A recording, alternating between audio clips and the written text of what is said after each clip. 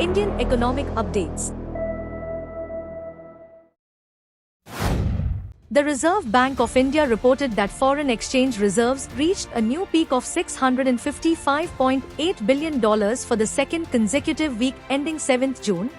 The reserves increased by $4.3 billion, driven primarily by a $3.7 billion rise in foreign currency assets, now totaling $576.3 billion.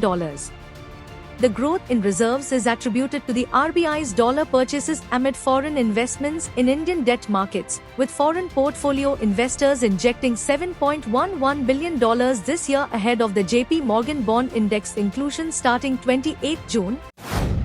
India's domestic electronics manufacturing services industry is projected to more than double, reaching $55 billion by FY27, driven by increased local component sourcing. Major global players like Apple, Samsung, and Lenovo are expected to expand operations in India. Apple plans to invest $40 billion in the next 4 to 5 years to ramp up production. Samsung aims to produce laptops alongside smartphones, while Lenovo plans server manufacturing.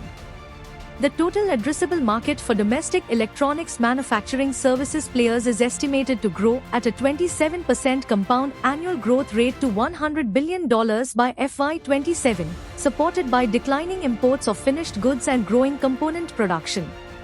Policy continuity and new initiatives like PLI schemes for components are crucial for sustained growth. India's goods exports surged 9.1% to $38.1 billion in May, hitting a 3-month high and outpacing imports, which grew 7.7% to $61.9 billion. The trade deficit reached a 7-month high of $23.8 billion. Engineering goods, electronics, drugs, pharma, and plastics led export growth.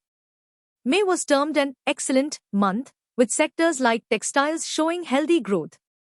Easing inflation in developed economies is expected to boost demand and exports this fiscal year. The trade deficit isn't seen as problematic due to foreign investments and growing services exports. Key export destinations were the US and UAE, while China and Russia were major import sources. Wholesale inflation rose to a 15-month high of 2.61% in May from 1.26% in April, driven by food inflation and global metal prices. Manufactured products saw a 0.78% inflation rise, the first since February 2023. Experts predict rising wholesale prices will soon affect retail inflation. Consumer inflation fell to a 12-month low of 4.75% in May, with food inflation at 8.7%. The Reserve Bank of India is expected to maintain the policy rate at 6.5% due to persistent food inflation.